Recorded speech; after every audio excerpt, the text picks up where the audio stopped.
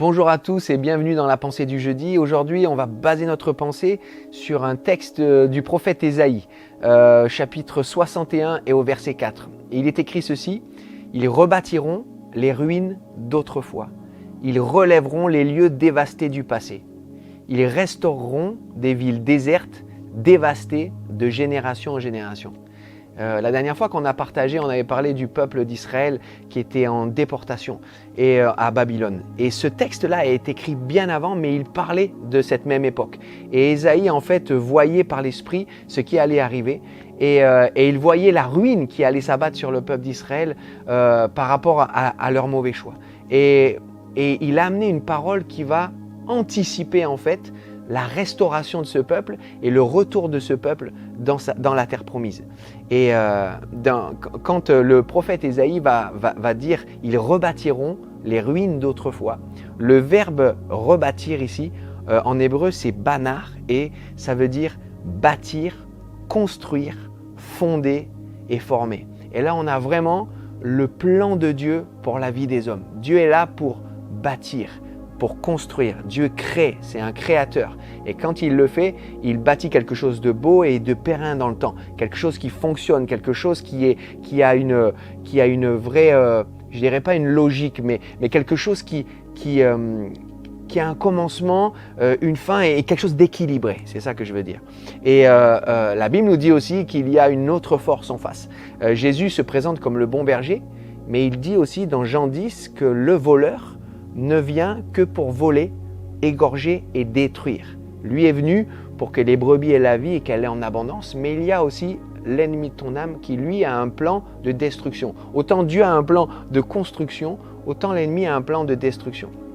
Et moi, ce que je voudrais t'apporter ce matin, ce que je voudrais te dire ce matin, c'est que si l'ennemi est venu détruire des choses dans ta vie, s'il a commencé à le faire, ou si carrément c'est un champ de ruines autour de toi, Dieu, lui, a un plan d'amour pour toi. Et dans ce plan d'amour, il y a une promesse de restauration et de reconstruction. Il y a ce verset dans Romains 5, et j'aime énormément ce verset.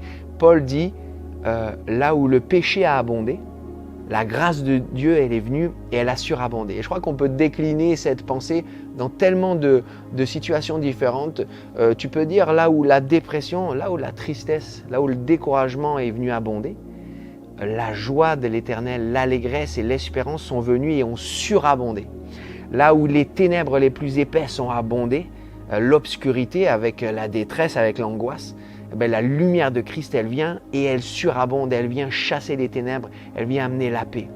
Là où la destruction a abondé, là où la ruine a abondé, alors la restauration et la reconstruction de Dieu peut venir et surabonder dans ta vie.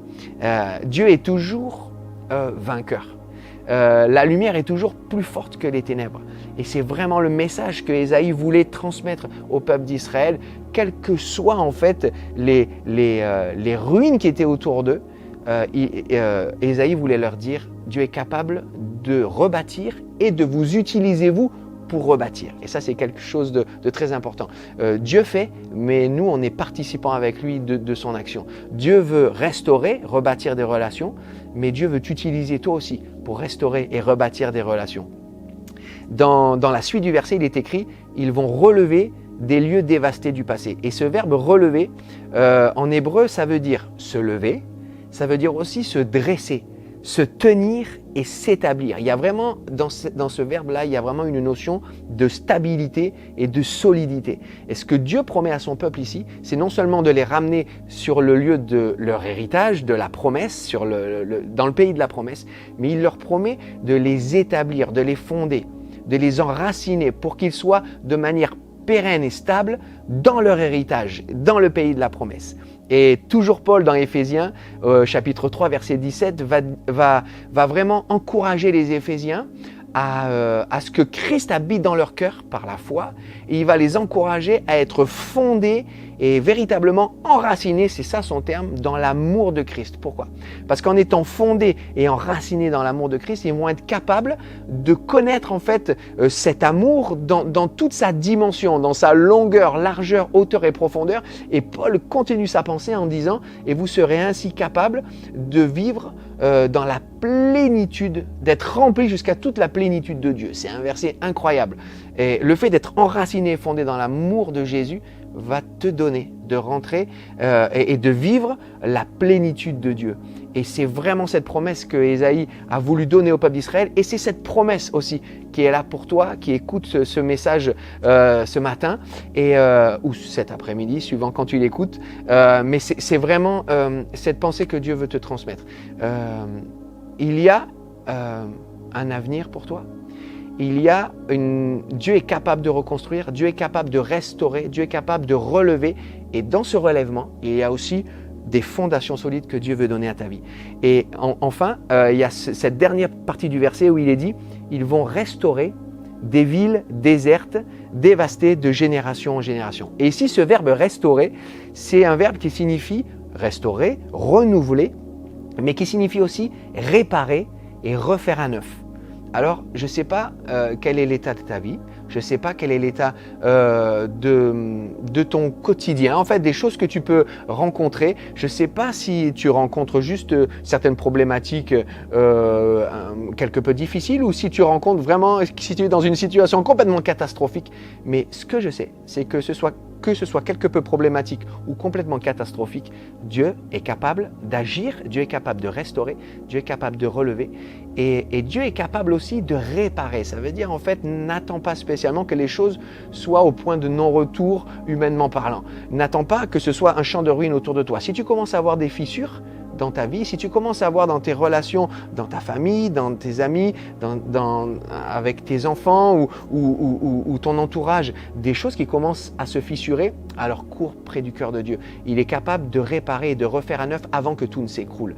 Dieu peut agir et veut agir à n'importe quel moment de ta vie et dans n'importe quelle situation. Et la dernière chose, même dans ce verset, il est marqué que les villes étaient dévastées de génération en génération.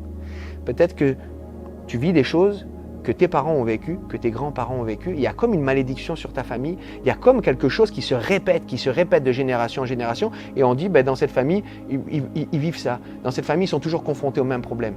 Dieu est capable de briser ça.